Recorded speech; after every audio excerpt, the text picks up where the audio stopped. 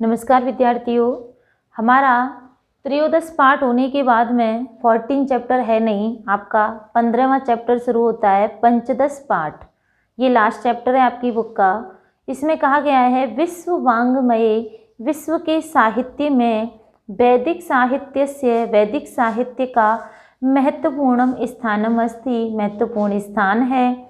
वैदिक साहित्य चत्वारा वेदः, वैदिक साहित्य में 4 वेद, तेषां व्याख्या रूपा, उनके व्याख्या के रूप में ब्राह्मण ग्रंथा, आरण्य ग्रंथा, उपनिषदश्च सन्ति, ब्राह्मण ग्रंथ हैं, आरण्य ग्रंथ हैं और उपनिषद हैं। तत्र अष्टोत्तर एकशतानां, वहाँ 108 उपनिषदां परिगणनम अस्ति, और उनमें 108 उपनिषदों की परिगणना की गई है। परंतु प्रमुख 10 उपनिषदां पठनम पाठनम, जो 10 हम उपनिषद पढ़ते हैं वो सभी जगह आपको मिल जाते हैं, जिनमें कि आप जो 10 उपनिषद हैं वो हैं ईश, केन, कठ, प्रश्न, मुंड, मांडूक्य, तितिर, ऐत्री, छांदोग्य और बृहदारण्यक 10। अर्थात ईश, केन, कठ, प्रश्न, मुंड, मांडूक्य, तैत्तिरीय, ऐत्री, छांदोग्य और बृहदारण्यक ये 10 उपनिषद माने गए हैं। प्रस्तुत पाठ, हमारा जो प्रस्तुत पाठ है वो तैत्तिरीय उपनिषद की शिक्षावल्ली से उद्धृत अस्ति लिया गया है। विद्या समाप्ति अनंतरम, विद्या समाप्ति करने के पश्चात छात्र का समावर्तनम संस्कारम अवसरे, समावर्तन, जब शिक्षा ग्रहण करने के बाद में जब बच्चे का उपनयन संस्कार हो जाता है, उसके बाद वह पूरे 25 साल तक गुरु के आश्रम में रह कर के, गुरु के सानिध्य में रह कर के शिक्षा का अध्ययन करता है। और शिक्षा का अध्ययन करके जब उसकी शिक्षा पूरी तरह से पूर्ण हो जाती है, तो शिक्षा पूर्ण करने के पश्चात हमारे उपनिषदों में और वेदों में कहा गया है कि उनका समावर्तन संस्कार किया जाता है। व्यक्ति के गर्भावस्था से लेकर के और मृत्यु तक कुल 16 संस्कार किए जाते हैं। तो ये एक संस्कार है समावर्तन, यानी कि शिक्षा समाप्ति के पश्चात ये अपना एक संस्कार किया जाता है आचार्यों के द्वारा। तो इस संस्कार के अवसर पर आचार्य शिष्यम उपदिशति, आचार्य अपने शिष्य को उपदेश देता है। तस्य वर्णनम, उसी का ही वर्णन, शिक्षावल्ली, इस शिक्षावल्ली में इत्यत्र अस्ति, यहाँ पर है। अस्मिन् पाठे, इस पाठ में तस्य सारांशस्य उल्लेख अस्ति, उसी का सारांश यहाँ उल्लेखित किया गया है। तो देखिए इस पाठ में, ये जो पाठ है वो तैत्तिरीय उपनिषद की शिक्षावल्ली से लिया गया है। और विद्या की समाप्ति के पश्चात छात्र का समावर्तन संस्कार किया जाता है। उस समय शिष्य के लिए आचार्य उपदेश देता है, उसका वर्णन यहाँ किया गया है। वेदम अनुच्य आचार्यो अंतेवासिनम अनुशास्ति, वेदों को अनुच्य माने अच्छी तरह से ज्ञान प्राप्त करके अध्यापन करने के पश्चात आचार्य के पास अंतेवासिनः, जो शिष्य है वह, जो शिष्य उसके पास रहता है, अंतेवासिनः, जो शिष्य है, अनुशास्ति, और वह शिक्षा को प्राप्त करता है। वेद आदि के ज्ञान को प्राप्त करके शिष्य गुरु के द्वारा अनुशासित किया जाता है। अर्थात वेदों की समाप्ति या शिक्षा की समाप्ति होने के पश्चात गुरु के द्वारा शिष्य को अनुशासित किया जाता है, अर्थात उसे उपदेश दिया जाता है और उससे कहा जाता है कि हे शिष्य, सत्यम वद, सत्य बोलो, धर्मम चर, धर्म का पालन करो, स्वाध्याय ना मा प्रमद, स्वाध्याय माने अपने अध्यापन में या अपने अध्ययन में, माँ माने मत करो, प्रमदः माने आलस, अपने अध्यापन में कभी भी किसी भी प्रकार का आलस मत करो। सत्यात ना प्रमदितव्यम, सत्यात माने सत्य बोलने से कभी भी आलस मत करो, अर्थात हमेशा सत्य बोलो। धर्मात् न प्रमदितव्यम, और धर्म से भी कभी भी प्रमाद नहीं करना चाहिए, आलस्य कभी नहीं करना चाहिए। यानी कि धर्म है तो धर्म के कार्य करने चाहिए। कुशलात् न प्रमदितव्यम, और कुशलता में भी प्रमाद नहीं करना चाहिए, आलस्य नहीं करना चाहिए। भूत्यै न प्रमदितव्यम, प्राणियों में कभी भी आलस्य नहीं करना चाहिए। और स्वाध्याय प्रवचनाभ्याम न प्रमदितव्यम, स्वाध्यात अपने अध्याय में और प्रवचनों में, यानी कि कहीं अच्छी हमें बातें सुनने को मिलती हैं, प्रवचन सुनने को मिलते हैं, सत्संगति मिलती है, तो वहाँ जाने में, उसे सुनने में हमें कभी भी किसी प्रकार का आलस्य नहीं करना चाहिए। देव पितृ कार्याभ्याम न प्रमदितव्यम, देवताओं के और पितरों के अर्थात अपने पूर्वजों के जो अनुष्ठान आदि किए जाते हैं, इत्यादि कर्म किए जाते हैं, यज्ञ तर्पण इत्यादि जो कर्म किए जाते हैं, उनमें हमें कभी भी किसी प्रकार का आलस्य नहीं करना चाहिए। मातृ देवो भव, माता देवी होती है। पितृ देवो भव, पिता भी देवता होते हैं।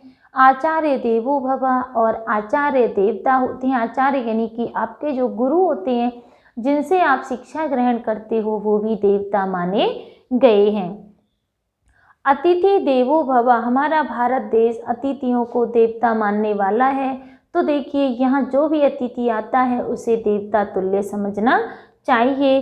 तो अतिथि भी देवता होते हैं। यानी अनवद्यानि कर्माणि, यानी माने जो जो अनवद्यानि कर्माणि, अकरणीय कर्म होते हैं, जो ना करने योग्य कर्म होते हैं, तानी सेवितानी नो इतराणी अनवद्यानि कर्माणि, यानी कि जो जो कार्य करने योग्य होते हैं, तो वो कार्य हमें करने चाहिए। नो इतराणी, उनसे कभी भी दूर नहीं भागना चाहिए। करने योग्य यानी अनवद्यानि कर्माणि, करने योग्य जो कार्य हैं उनको करना चाहिए। नो इतराणी, कभी भी दूर नहीं रहना चाहिए। यानी अस्माकम, जो हमारे सुचरितानि तानी त्वयोपास्यानि, जो हमारे अच्छे चरित्र का के उपासक हैं, अर्थात जो हमारी अच्छी अच्छी बातें हैं, हमें उनको और अधिक बढ़ावा देना चाहिए या उन्हीं की ही उपासना करनी चाहिए। नो इतराणी, और इससे परहेज नहीं करना चाहिए।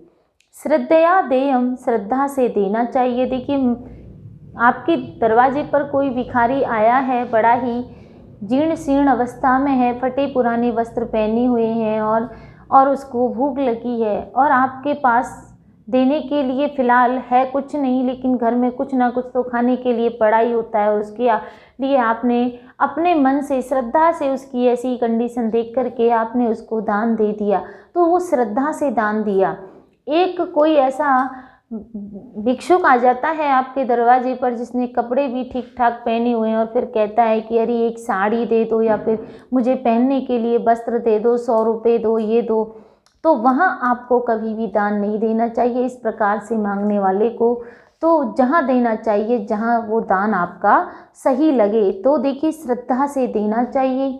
अश्रद्धया देयम, अश्रद्धा से कभी नहीं देना चाहिए। श्रिया देयम, श्रिया माने लक्ष्मी का दान देना चाहिए। हिया देयम, भय से देना चाहिए, हिया और लज्जा से देना चाहिए। भिया देयम, भय से देना चाहिए। संविदा देयम, और संविदा से देना चाहिए। एषः आदेश, यही आदेश है। एषः उपदेश, यही उपदेश है। एषः वेदो उपनिषदः, यही वेद है, यही उपनिषद है। एतद् अनुशासनम, और यही अनुशासन है। एवं उपासितव्यम, इसी की ही हमें उपासना करनी चाहिए। तो ये जो आचार्योपदेश हमारा पाठ है, इसको एक बार और हम दोबारा से अनुवाद देख लेते हैं कि इसमें हमें क्या क्या करना चाहिए। तो देखिए वेदों का अध्ययन समाप्त करने के पश्चात गुरु के पास रहने वाला शिष्य, जब उसका समावर्तन संस्कार किया जाता है, उस समय गुरु अपने शिष्य को अनुशासित करता है, अर्थात उपदेश देता है कि हे शिष्य, यहाँ से जाने के पश्चात तुम्हें क्या क्या कर्म करने चाहिए। तो वो कह रहे हैं, सत्य बोलना चाहिए, धर्म का आचरण करना चाहिए, स्वाध्याय में कभी भी प्रमाद नहीं करना चाहिए, सत्य बोलने में कभी भी आलस नहीं करना चाहिए, धर्म से कभी आलस्य नहीं करना चाहिए, कुशलात्मना और कभी भी कुशलता पूर्वक कार्य करने में कभी भी आलस्य नहीं करना चाहिए, और वृत्तिना प्रमदितव्यम, और ऐश्वर्य में भी और अपने नौकरों से कार्य करवाने में भी आलस्य नहीं करना चाहिए, स्वाध्याय और प्रवचनों में भी आलस्य नहीं करना चाहिए, लापरवाही नहीं करनी चाहिए, देवताओं और पितरों के कार्य करने में भी परहेज नहीं करना चाहिए। माता देवी होती है, पिता देवता होते हैं और आचार्य भी देवता होते हैं, अतिथि देवता होते हैं। जो जो कार्य करने योग्य होते हैं उनको हमेशा करना चाहिए, उनसे कभी परहेज नहीं करना चाहिए। जो जो हमारे अच्छे चरित्र हैं उनकी उपासना करनी चाहिए, उनसे भी दूर नहीं भागना चाहिए। श्रद्धा से दान देना चाहिए, अश्रद्धा से नहीं देना चाहिए। श्रेया लक्ष्मी का दान देना चाहिए, धन या माने लज्जा से देना चाहिए, भय से देना चाहिए। और इस प्रकार से कहा गया है कि यही आदेश है, यही उपदेश है, यही उपनिषद है, यही अनुशासन है, और इन्हीं का ही सेवन या इनका ही अनुसरण करना चाहिए। तो आचार्य उपदेश जो पाठ है इसका अनुवाद तो ये हो गया आपका। इसके बाद में आपके शुरू होते हैं क्वेश्चन आंसर। तो देखिए, रिक्त स्थानी पूर्यतु श्रद्धया देयम अश्रद्धया अदेयम आचार्य देवो भव स्वाध्याय प्रवचनाभ्याम न प्रमदितव्यम।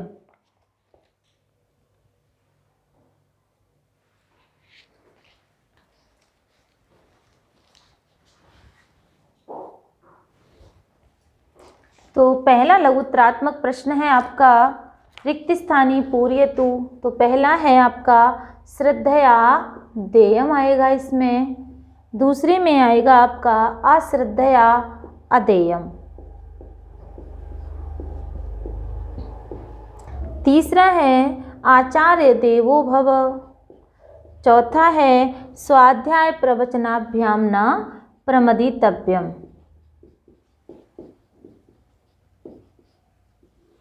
इस प्रकार से ये आपका पहला क्वेश्चन अति लघुत्तरात्मक का।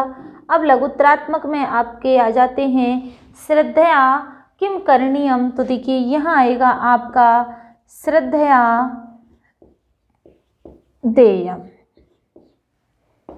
दूसरा है धर्मात् किम न करणीयम। तो दूसरे का आएगा धर्मात् न प्रमदितव्यम,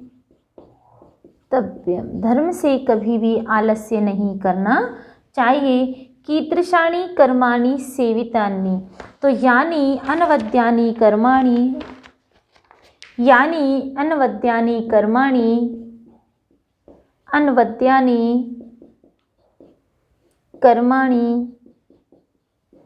तानि सेवितव्यानि,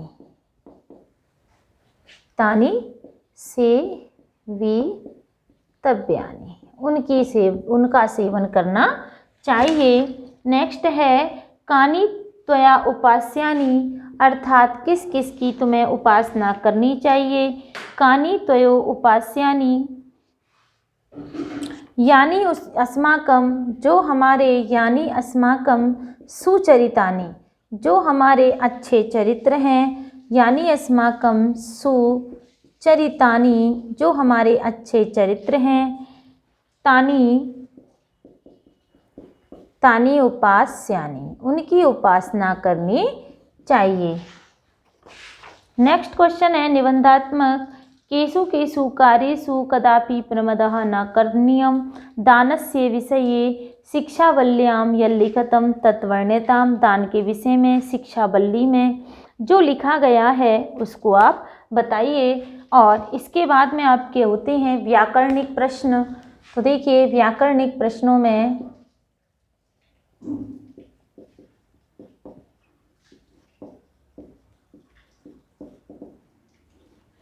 पहला है आपका लकार पुरुष वचन आपको बताने हैं। तो देखिए चर धातु है और इसमें आपका लोट लकार है, धातु है आपकी चर, लकार है आपका लोट और पुरुष है आपका मध्यम और वचन है एक। इस प्रकार से आपको भरना है। दूसरा है आपका भव, भू धातु है आपकी और ये आपका लोट लकार मध्यम पुरुष एक वचन। थर्ड है आपका इसमें गच्छ, धातु होगी आपकी गम, लोट लकार मध्यम पुरुष एक वचन।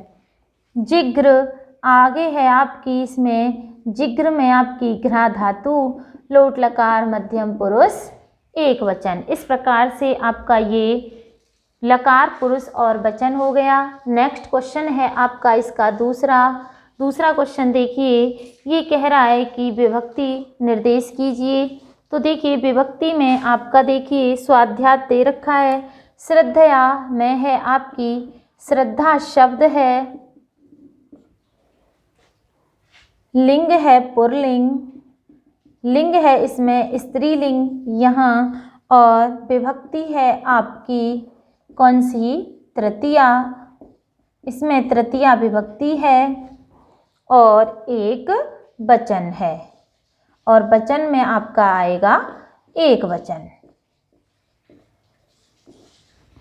इस प्रकार से श्रद्धा में दूसरा है आपका धर्मात्, तो धर्म शब्द है पुल्लिंग है, इसमें है आपकी पंचमी विभक्ति एक वचन। नेक्स्ट है तीसरा भिया माने भीधा भी शब्द है और स्त्रीलिंग है और इसमें है आपकी तृतीया विभक्ति एक वचन। हिया माने होती है आपकी लज्जा, तो देखिए इसमें है आपकी हिरी, स्त्रीलिंग है, हिरी जो है हिरी माने लज्जा और ये भी आपकी है स्त्रीलिंग और यहाँ होगी तृतीया विभक्ति और एक वचन। पांचवा है सुचरित शब्द है, सुचरित शब्द है और ये है आपका नपुंसक लिंग, विभक्ति होगी प्रथमा और वचन होगा बहुवचन। कर्माणि कर्म शब्द है, छठवां है ये कर्म शब्द है, नपुंसक लिंग है, प्रथमा है इसमें विभक्ति और इसमें बहुवचन है। इस प्रकार से ये होते चले जाएंगे। नेक्स्ट में आपका है प्रत्यय, तो आप प्रत्यय करोगे, इसके बाद में प्रत्यय के बाद में उपसर्ग है। इस प्रकार से आपका ये वीडियो रनिंग में रहेगा।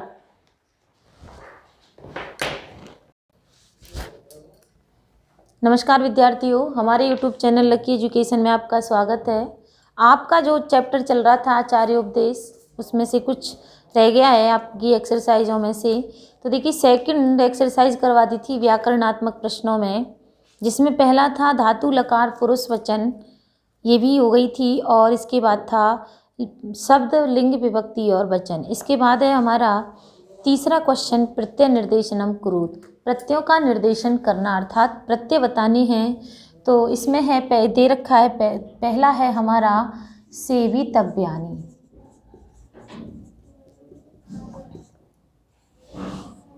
तो देखिए सेव धातु हो गई इसमें और प्रत्यय हो गया हमारा तव्यत। अब ये सेवितव्यानि जो दे रखा है तव्यत प्रत्यय है, तो ये किसके अंतर्गत आएगा? अब यहाँ पर ये नपुंसक लिंग में माना जाएगा। अगला नेक्स्ट है आपका देयम,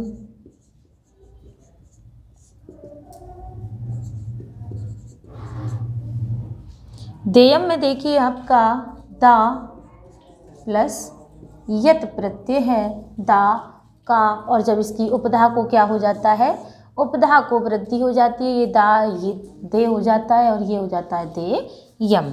युक्तः तीसरा है आपका युक्तः, युक्तः में देखिए युज धातु है और ता प्रत्यय है। नेक्स्ट है आपका फोर्थ, इसमें वचनम, वचनम में देखिए वचनम वचन, वच धातु और ल्युट प्रत्यय है, जिसमें कि ल्युट प्रत्यय में अन हो जाता है। नेक्स्ट 4th क्वेश्चन है आपका, निम्नलिखितेषु उपसर्ग निर्देशनम कुरुत। तो उपसर्ग बताना है, इसमें आपको क्या बताना है, उपसर्ग। यहाँ आपने बताए थे प्रत्यय 3rd क्वेश्चन में, और यहाँ आपको बताने हैं प्रत्यय। तो पहले में हमें उपसर्ग बताना है प्रमादः। तो देखिए यहाँ प्र उपसर्ग है और मद धातु है।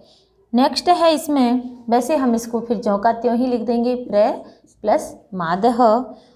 नेक्स्ट है, हमें केवल जब उपसर्ग बताना होता है तो हम पीछे वाले को ज्यों का त्यों लिख देते हैं और आगे वाले उपसर्ग को बता देते हैं। इसी प्रकार से आदेश में आ प्लस देशः, यानी कि आ उपसर्ग है इसमें और देशः शब्द है।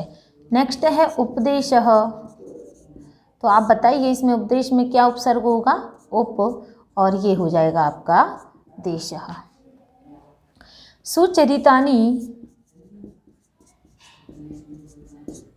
सुचरितानि में देखिए सु उपसर्ग हो गया और चरितानि बाद वाला शब्द हो गया, तो ये हमारे उपसर्ग हैं। अनुशासनम, अनुशासनम में बताइए, देखिए इसमें अनु उपसर्ग होगा और ये आपका शासनम शब्द हो गया। इसके बाद में है अधोलिखित पदानाम एक वचनम लिखित। नीचे लिखे शब्दों को एक वचन में लिखिए। क्वेश्चन नंबर 4th के बाद आता है हमारा 5th। तो हमें केवल एक वचन में परिवर्तन करना है इनको। तो देखिए कैसे करेंगे, कर्माणि, यानी कि कर्म, कर्मणा, कर्मणि, कर्माणि। तो ये जो कर्माणि जो शब्द है ये बहुवचन का है, और इसको हम जब इसको बहुवचन में बदलेंगे, यानी कि एक वचन में जब हम इसको बनेंगे तो ये बनेगा हमारा कर्म। कर्म बनेगा शब्द कर्मम, कर्मे कर्माणि। तानि, तत् ते तानि। तो ये बनेगा हमारा इसमें तत्। यानि, यानि में बनेगा यत्। ये सारे नपुंसक लिंग के हैं, इसीलिए ये सारे हमें नपुंसक लिंग में ही बनाने हैं। अनवद्यानि, तो अनवद्य, अनवद्य। त लता, लता केवल लता शब्द लिख देंगे, यहाँ कोई विसर्ग नहीं लगेगा। और नामानी, यानी कि बहुत से नाम, तो यहाँ केवल आएगा नाम। ये हमारे हो गए एक वचन में। का खंड का खा खंड से संयोग कीजिए, यानी कि मैचअप्स कीजिए। तो मैचअप्स में देखिए ये है आपका सत्यम के साथ में आ जाएगा सत्यम वद। आचार्य देवो भव,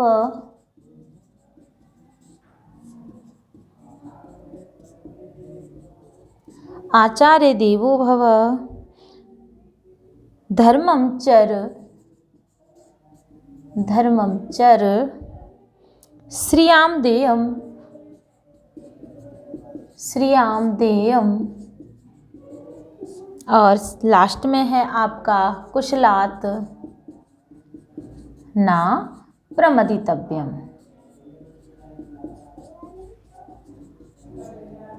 इस प्रकार से आपकी ये एक्सरसाइज पूरी हो जाती है। तो देखिए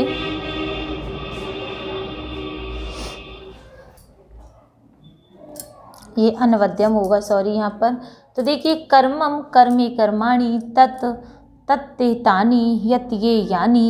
अनवद्यम, अनवद्ये अनवद्यानि। और लता लते लताः, और नाम नामौ नामानि। इस प्रकार से ये आपकी एक्सरसाइज यहाँ कंप्लीट हो जाती है और ये आपकी बुक भी यहीं कंप्लीट हो जाती है। अब देखिए आपकी बुक में बचा क्या है। आपके 2 चैप्टर हैं, कौन से, वो हैं आपके नाट्यांश, जिसमें कि संस्कृत में व्याख्या आती है 3 नंबर की। वो है आपके 2 चैप्टर। एक तो आपका है दंतास्ते, दंतास्ते गणिष्ये, जृंभस्व सिंह दंतास्ते गणिष्ये, और दूसरा है आपका महाराणा प्रताप। ये 2 चैप्टर हैं आपके, तो इन 2 चैप्टरों में से आपके लिए एक्सरसाइज ये संस्कृत में व्याख्या आने वाली है और उस संस्कृत के व्याख्याओं में से ही आपको, तो देखिए ये महाराणा प्रताप के ऊपर है, वो चैप्टर का नाम है स्वदेशम कथम रक्षेयम।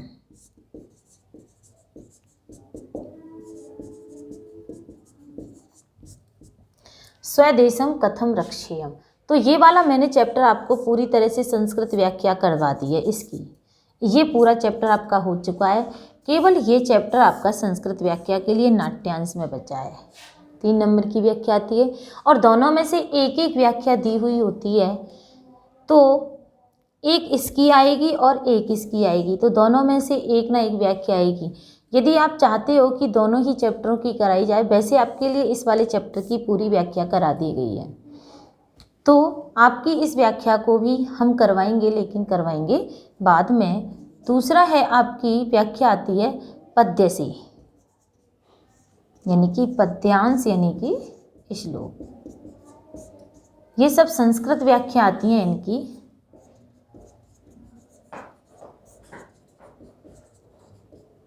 संस्कृत व्याख्या आती है, ठीक है। श्लोक या पद्यांश की संस्कृत में सप्रसंग जो व्याख्या आती है वो 4 नंबर की आती है। अभी तक हमने एक भी चैप्टर की सप्रसंग व्याख्या नहीं करवाई है, जिसमें कि देखिए आपका तृतीय पाठ है स्वराष्ट्र गौरवम, उसके बाद है आपका ये चैप्टर भारत वैभवम आ ही नहीं रहा है आपका सुभाषित रत्नानी।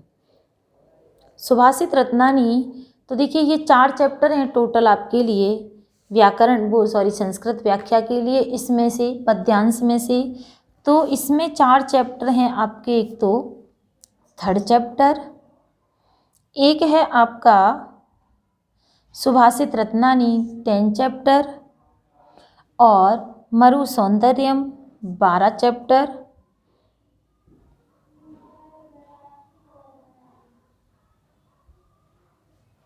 यही है मेरे ख्याल से। और भी जो होगा जो बता दिया जाएगा। वैसे आपके सिलेबस में से ये चैप्टर, 1st चैप्टर तो आ ही नहीं रहा है आपके में।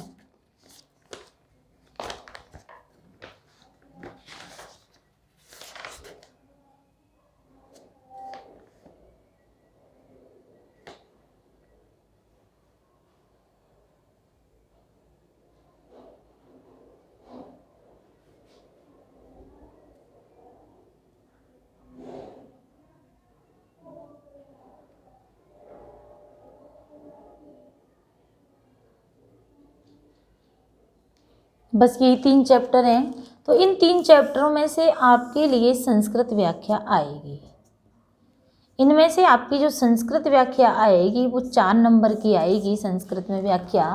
तो देखिए ये कुल मात्र आपके 5 चैप्टर हैं संस्कृत व्याख्या के लिए, जिनमें से अभी एक हुआ है, ये नाट्यांश में है 3 नंबर की व्याख्या में से, इसके लिए इसको भी कराएंगे। और ये तीनों चैप्टर आपको करवाने हैं व्याख्या, यानी कि संस्कृत व्याख्या आपके लिए अच्छे से करवा दी जाएगी। लेकिन मेरा मानना तो ये है कि उससे पहले हम हमारे जो व्याकरण के जो टॉपिक बचे हुए हैं पहले हम उनको कंप्लीट कर लेते हैं, फिर आपके लिए पीडीएफ के माध्यम से संस्कृत व्याख्या को समझा दिया जाएगा। तो हम अब यहाँ से आगे जो हमारा टॉपिक शुरू होगा वो ग्रामर का ही शुरू होगा। ये बुक अब यहीं समाप्त करते हैं, क्योंकि इनको आपके लिए पीडीएफ डाल करके और पीडीएफ में से ही आपको संस्कृत व्याख्या समझा दी जाएगी, बोर्ड पे ही समझाई जाएगी। तो आज के लिए इतना ही, धन्यवाद।